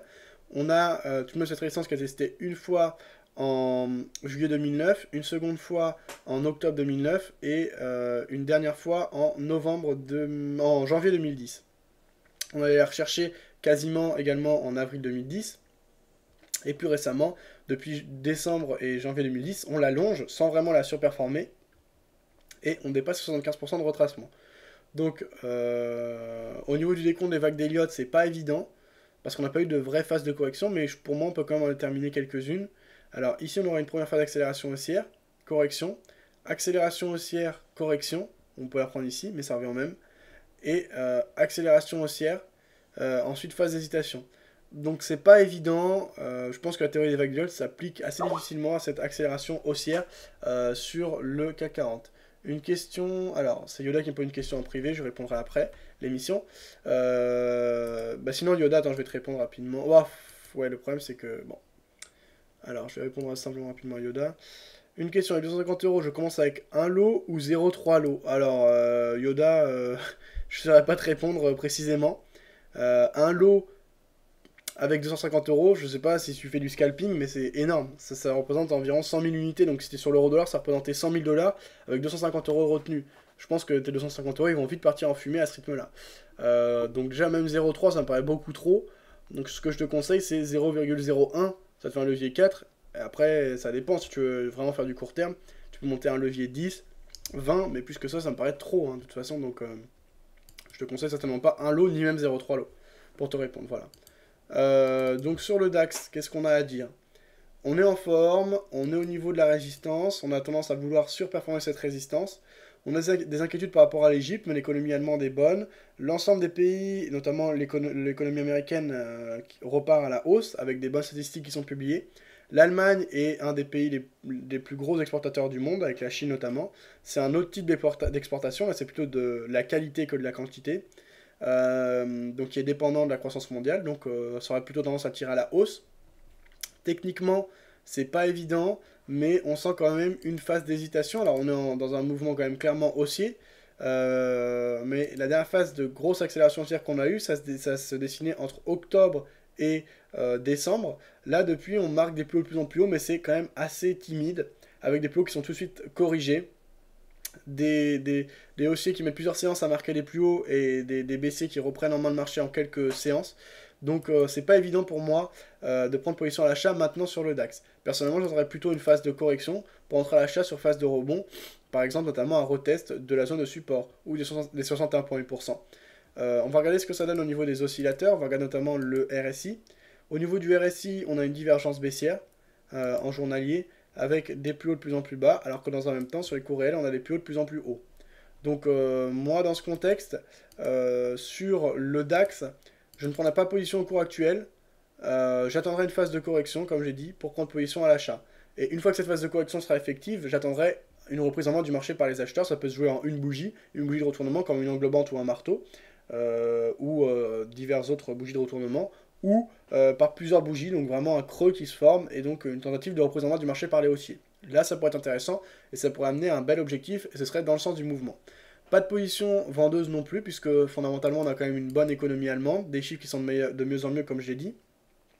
Mais, à la limite, pour ceux qui ont une approche contrariante et qui pensent que ça peut baisser, pourquoi pas prendre une position sur bougie de retournement en visant le support oblique haussier, mais a priori, pour moi, le fondamental ne va pas dans le même sens que le technique, la tendance de fond reste haussière, donc pas de prise de position à la vente. En revanche, en cas de phase de rebond et de reprise en main, là on aura le fondamental, le technique qui vont dans le même sens, et on sera dans le sens de la dynamique de fond. Donc pour le moment, attente sur le DAX et pas de prise de position. Je pense qu'on a bien mieux à faire sur le CAC 40 avec un buy stop, comme j'ai dit. Alors on va s'intéresser au marché US maintenant. Alors là je vais avoir mon pétrole. Alors le Dow Jones, je vais aller l'ouvrir de nouveau.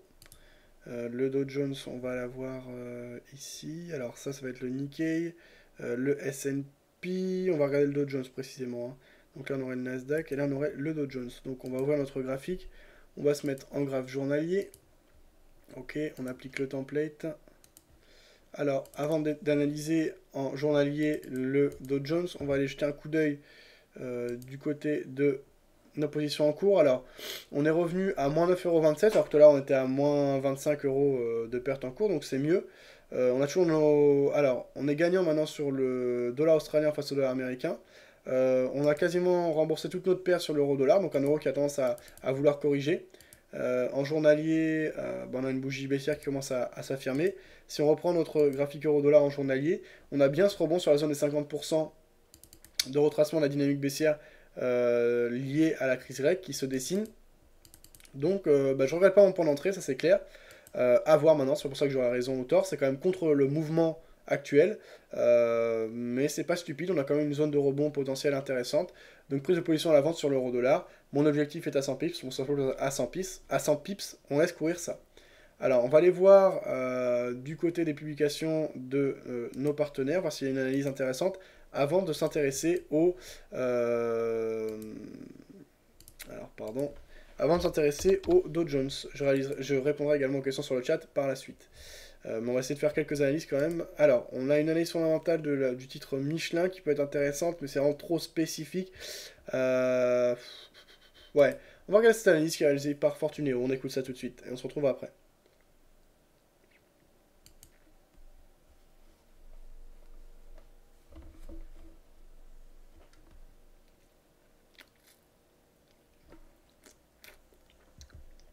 Alors c'est un peu long à charger, je sais pas pourquoi. Voilà.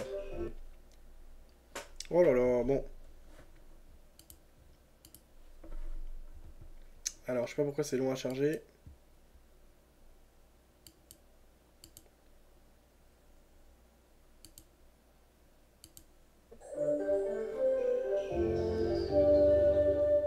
Bonjour à tous et bienvenue dans Achat-Vente en compagnie de Marc Giraud, gérant chez HMG Finance. Marc, bonjour. Bonjour Isor. Alors aujourd'hui, focus sur Michelin qui est le leader mondial du pneumatique et qui de ce fait a un gros atout, c'est d'être présent dans les pays émergents et donc de bénéficier de leur croissance. Oui, Michelin réalise 20% de son chiffre d'affaires dans les pays émergents, c'est le leader mondial du pneumatique. L'inconvénient, c'est que la demande dans les pays émergents aujourd'hui est surtout focalisée sur des pneus bas de gamme et que Michelin est très réputé et fait ses meilleures marges sur les pneus haut de gamme à fort contenu technologique. Et puis sur les prix bas de gamme, il y a pas mal de concurrence dans les pays émergents. Énormément de concurrence, il se construit de nouvelles usines en permanence. Donc des pressions sur les prix. Mais la technologie de premier ordre des pneus Michelin dont vous avez parlé doit les rendre quand même moins sensibles à la concurrence dans les autres pays, vous ne croyez pas? Alors moins sensibles à la concurrence, oui, sur des marchés qui sont sensibles à l'argument qualité, à l'argument sécurité, et également sur des marchés spécifiques comme les pneus pour certains types d'engins de travaux publics. Mais encore une fois, ce n'est pas là-dessus que se joue la partie aujourd'hui dans l'étape de développement actuelle des pays émergents. Et puis les coûts augmentent, augmentation du prix du caoutchouc par exemple. On parle beaucoup de l'augmentation du prix du caoutchouc et pour nous ça va être un élément assez important, au moins pour cette année-ci, à savoir que Michelin étant leader mondial du pneumatique a toujours réussi, et c'est une grande partie de l'augmentation des marges au cours de ces dernières années qui en provient, Michelin a toujours réussi à augmenter ses prix de manière assez soutenue. La nouvelle concurrence, notamment dans les pays émergents, risque de changer un tout petit peu la situation et nous avons des préoccupations sur l'avenir des marges et sur la capacité de Michelin à continuer à augmenter ses prix comme ils l'ont fait au cours des dernières années. Donc pour résumer, pour vous, les perspectives d'évolution de la marge de Michelin sont mauvaises? Elles sont mauvaises, oui, aujourd'hui pour nous, et ça n'est probablement pas tout à fait anticipé par le marché. Mais Michelin a récemment fait une augmentation de capital, c'est bien pour se développer, vous n'avez pas l'air convaincu par la stratégie du groupe. Si, convaincu, mais pour le long terme, c'est-à-dire que l'augmentation de capital va servir à construire des usines de bons contenus technologiques dans certains pays émergents, notamment en Inde. En sens inverse, l'augmentation de capital a cassé la dynamique du cours qui était assez positive en diluant le bénéfice par action. Et aujourd'hui, les investisseurs ne regardent que les coûts immédiats de la construction de ces usines et ne voient pas l'avantage que cela donnera à Michelin dans quelques années. Mais alors, justement, vous qui êtes en général à l'affût des valeurs délaissées, parce qu'elles sont souvent sous-valorisées, Michelin ne vous intéresse pas? Non, parce que Michelin n'est pas, à notre avis, sous-valorisé aujourd'hui. Michelin vaut 10 fois le résultat d'exploitation, avec des marges qui sont à un niveau élevé. C'est quelque chose dont on ne peut pas considérer que c'est une sous-évaluation manifeste. Et vous restez à la vente au-dessus de combien? Au-dessus de 55, nous allégeons. Marc, merci. Voilà un peu d'analyse fondamentale donc sur le titre Michelin précisément. Alors, on prend notre Dow Jones qu'on va analyser. Ok, on l'a ici. Donc, point depuis la crise des subprimes. Comme pour tous les différents indices, hein, je pense que c'est ce qui a marqué vraiment un tournant sur ces 10 dernières années, la crise des subprimes. Donc, un peu d'historique avant ça. On va regarder un peu ce qui s'est passé avant même la crise des subprimes. On va se mettre en graphique hebdo. Alors, on n'a pas assez de recul, malheureusement. On peut revenir jusqu'à 2005, mais ça va pas être suffisant. Mais bon, c'est dommage. Un jour, j'essaierai de préparer ça à l'avance pour avoir plus d'historique, etc. Sur un indice en particulier, ce sera intéressant. Donc sur ce, sur le Dow Jones, on a eu une accélération baissière importante durant la crise des subprimes. Donc c'était l'indice qui était directement impacté par la crise des subprimes, puisque je vous rappelle que cette crise venait de l'immobilier US et d'emprunts US qui n'avaient pas été acceptés par pas mal de pays européens, notamment la France. Et je crois que je ne sais pas s'il y avait d'autres pays européens, peut-être l'Angleterre, qui avaient accepté ce type de crédit qui, en fait, était assez malsain dans même sa conception et qui a explosé. D'ailleurs, ça fait je pense que c'est en grande partie ce qui a fait l'élection d'Obama, c'est-à-dire que on se rend compte qu'aucune intervention de l'État sur les marchés amène à des choses assez inquiétantes. Et donc c'est pour ça qu'on a eu un gouvernement démocrate, on peut parler de gouvernement de gauche aux États-Unis, mais un gouvernement bien plus protecteur que prônent les républicains. Donc le Dow Jones, comment il s'est divisé pendant la crise des subprimes? On est passé de 14 275 à 6 450. Donc là on a un Dow Jones qui a été divisé par un peu plus que 2, donc c'est énorme, c'est moins que le CAC 40 qui avait été divisé par 3. Donc c'est d'ailleurs intéressant de voir que une crise américaine impacte de manière moins significative l'économie américaine que l'économie française. Donc qu'est-ce que ça veut dire? Est-ce que ça veut dire qu'on est vraiment dépendant de l'économie américaine? Est-ce que ça veut dire que les investisseurs sont plus sensibles psychologiquement sur les marchés européens? Je ne sais pas, ou moins confiance dans la reprise des marchés européens que dans la reprise des marchés américains, mais c'est un constat intéressant à faire. Donc on a des plus bas de plus en plus hauts depuis mars 2009, qui est la fin de la crise des subprimes concrètement, et qui marque le début de la phase de reprise. Les États-Unis ont été assez peu impactés par la crise qui a concerné l'Europe. Donc ce que l'on peut dire, c'est que si l'Europe a les yeux rivés vers les États-Unis, et que quand les États-Unis sont en difficulté, l'Europe est en difficulté, quand l'Europe est en difficulté, les États-Unis ne connaissent qu'une petite phase de correction, comme on le voit ici. En avril-mai 2010, on a eu une petite phase de correction, on a passé de 11 224 à 9 500, puis tout de suite on a repris et marqué de nouveau plus haut en l'espace d'1 ou 2 mois. Donc actuellement, on est assez proche de la configuration qu'on a sur le DAX, à savoir on est quasiment à 75% de retracement de la baisse liée à la crise des subprimes. On a 11 992, donc au port des 12 000 points sur le Dow Jones. On a donc un canal haussier, moyen terme qui se dessine. On n'est pas tout à fait au contact de la résistance oblique haussière, comme ça peut être le cas sur le DAX. On a donc un support qui a été testé une fois en mars 2009, une fois en juillet 2010, et actuellement on est dans une phase d'accélération haussière. On a franchi à un bon moment maintenant les précédents plus hauts qui s'étaient construits, qui s'étaient marqués donc, en avril 2010, il y a la crise grecque, donc à 11 188, et on est en train de marquer les nouveaux plus hauts. Alors pour moi, c'est pas un scénario idéal pour prendre une position acheteuse, puisqu'on n'a pas... en gros, pour moi, les meilleurs moments pour entrer sur un signal, selon sa stratégie, c'est soit de rentrer sur cassure des précédents plus hauts, donc là on aurait vu que ça aurait bien payé, ou soit de rentrer sur phase de rebond, donc sur phase de retest des moyennes mobiles, ou des zones de rebond qu'on peut repérer par les Fibo, ou des trendlines haussières. On n'a aucun de ces trois scénarios qui se dessinent, cependant la dynamique est haussière, donc pour moi je reste neutre et en dehors de ce type de marché. Donc pas de prise de position a priori. Pour les traders qui auraient une approche contrariante, je ne pense pas non plus que c'est l'occasion de rentrer. On voit hier, on a eu un marteau de retournement. Là, à la limite, ça aurait pu être quelque chose d'intéressant. Aujourd'hui, on a une énorme englobante haussière, ce qui indique que les investisseurs restent quand même confiants sur les marchés et que la dynamique haussière peut se poursuivre et a le potentiel de se poursuivre.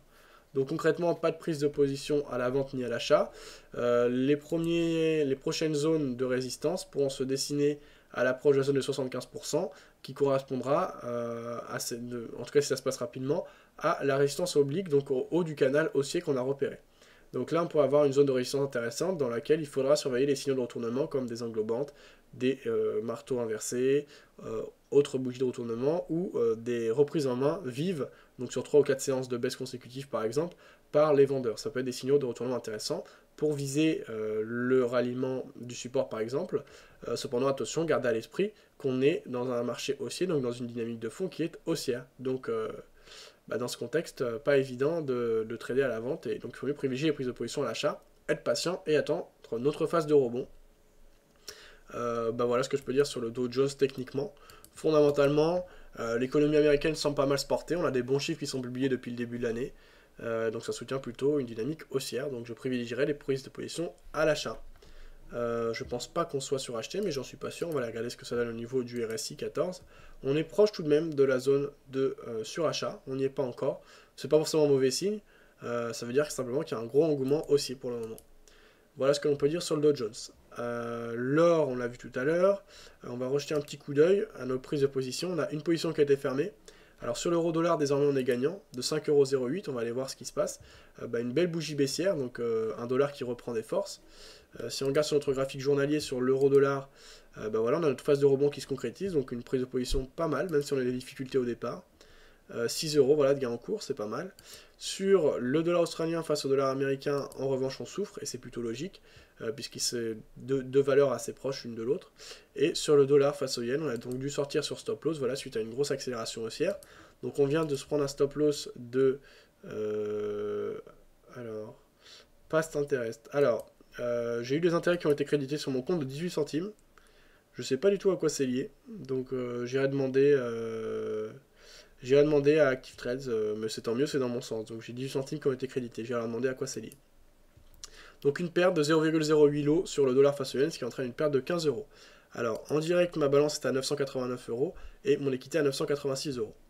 Donc on doit prendre une nouvelle position sur le dollar face au yen, conformément à la stratégie que l'on applique depuis le début. Donc on va se placer en 5 minutes. Là, on a quand même un bel engouement haussier. Je vais être patient, je vais attendre la phase de rebond, un retour par exemple dans les trendlines, dans les moyennes mobiles, pardon, pour prendre une position acheteuse. En termes de retracement, on a dépassé les 23,6%, donc on pourrait rallier désormais les 38,2%. Donc là, on a un scénario de retournement qui semble se dessiner, une petite configuration.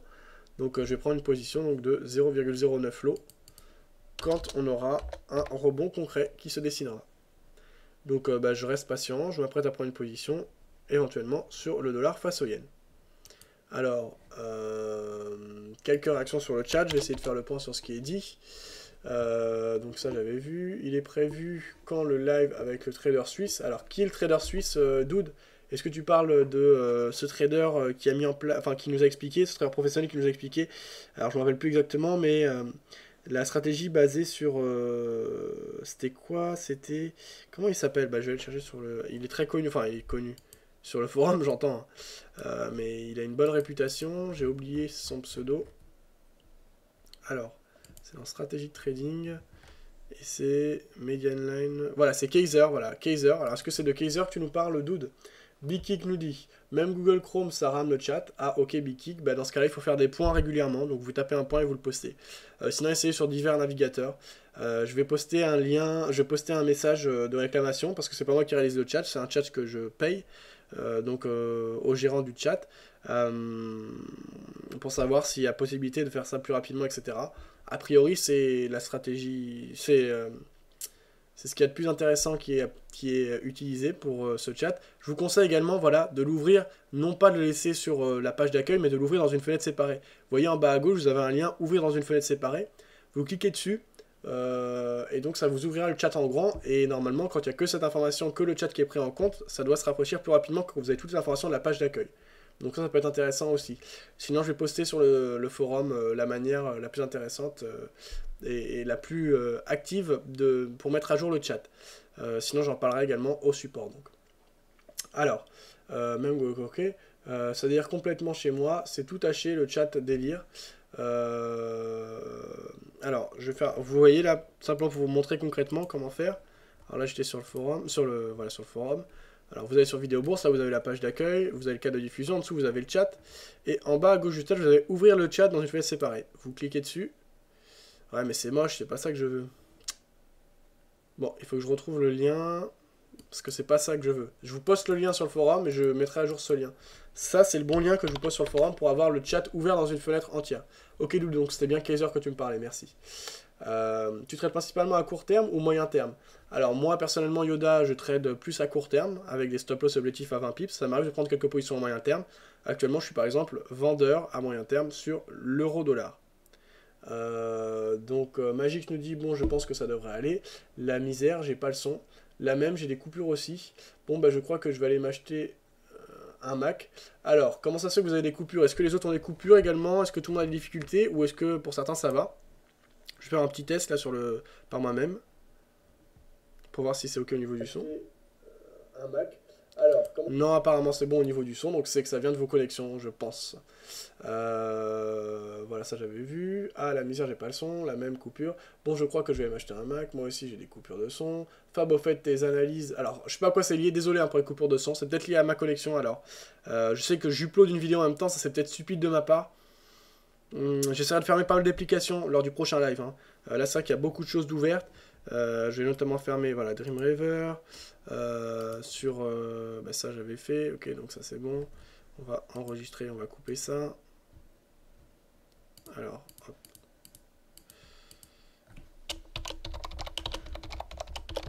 Voilà.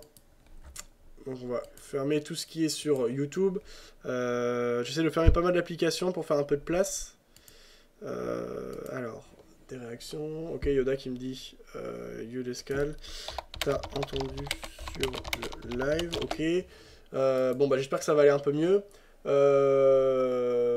Fab, tu fais des analyses court terme ou moyen terme pour trader principalement le jour? Donc ça je viens de répondre. Kaiser, ok, non ça va, dit Liva. Newbie, j'étudie depuis quelques mois le Forex, mais je comprends pas bien le système de Kaiser. Alors Newbie, pourtant Kaiser a quand même mis pas mal l'accent sur la formation et sur la pédagogie.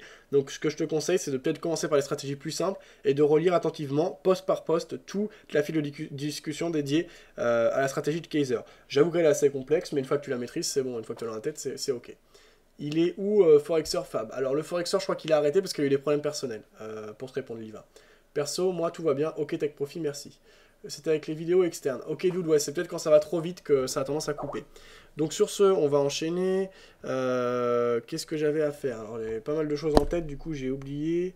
Même Google Chrome, le chat RAM, il est prévu. Ok, ça on avait vu. Bon, alors je surveille toujours mon dollar face au yen japonais. J'attends ma figure de retournement, mon bon point pour rentrer. Pour l'instant, il ne se dessine pas. Il tarde à se dessiner. Donc ça pourrait être un retest du point pivot, notamment en 80-60. Ce sera un bon point d'entrée à l'achat. Donc je m'apprête à rentrer avec 0,09 lot. Dans un même temps, AUD USD, on est toujours acheteur. Ça patine un peu et ça joue contre nous. Donc on suit ça attentivement. Encore une fois, on est vendeur sur euro-dollar et acheteur sur AUD USD. On est légèrement gagnant maintenant, 1 euro de gain. Notre équité est à 990 €, donc ça bouge pas trop, hein, l'équité. C'est une des grosses difficultés depuis ce début du mois. Les pertes sont bien maîtrisées dans le sens où on accepte nos pertes et quand il y a des pertes, elles s'accumulent pas trop. On reste sur une équité assez stable. Par contre, les gains ont du mal à s'accumuler également, donc c'est pas idéal. Alors, sur ce, USD JP, donc le dollar face au yen japonais, il n'y a pas grand chose à faire pour le moment. J'attends mon signal. On va aller voir, on va aller faire une autre analyse moyen terme. Qu'est-ce qu'on peut se faire? Une qu'on n'a pas fait depuis longtemps, tiens, AUD-CAD, sur lequel on est en position sur le compte commun et qui nous met dans la difficulté, parce qu'il y a un swap assez lourd. Donc on a une dynamique de fond qui était haussière, on est sorti à la baisse de cette dernière, là on a une petite phase de pullback et on a une belle bougie baissière. Donc moi concrètement sur AUD USD, dans ce contexte, à moyen terme, ici en graphique journalier, je pense qu'on a un point d'entrée à la vente assez intéressant. Autre point d'entrée qui pourrait être potentiellement intéressant, ce serait le franchissement à la baisse des précédents plus bas à 0.9691 pour jouer sur un poursuivement, pour une poursuite de la phase de retracement du mouvement haussier que l'on avait observé précédemment, donc depuis le 8 juin 2010. Mais je pense vraiment que si on clôture ce soir comme ça, on aura un bon point d'entrée, belle englobante baissière, et beau signal, belle prise de position potentielle à la vente. Donc pourquoi? Parce qu'on avait une dynamique de fond qui a été cassée très nettement techniquement avec la cassure du support oblique baissier. On a eu ensuite une phase de correction et là on a une reprise en main du marché par les baissiers. Là c'est le type de position que je préfère à moyen terme. Donc là pour moi on a un signal de vente sur AUD-CAD, donc le dollar australien face au dollar canadien à moyen terme, donc en graphique journalier. Bon alors sur ce je vais vous laisser. Je vais vous souhaiter une bonne soirée à tous. Je fais le point sur mes positions ouvertes. J'ai donc une position à l'achat sur le dollar australien face au dollar américain, une position à la vente sur l'euro-dollar et j'attends pour une éventuelle prise de position sur le dollar face au yen. Mon compte, vous pouvez le suivre en direct sur MyFXBook. C'est un compte réel de 1000 € en direct, la balance est à 989. Donc 990 €, qui est ouvert chez Active13. On va bientôt changer le compte pour le passer chez ForexPlace. Si vous avez des idées, des réactions, n'hésitez pas à poster sur le forum, le chat, etc. Je vous souhaite une bonne soirée à tous et à bientôt sur videobourse.fr.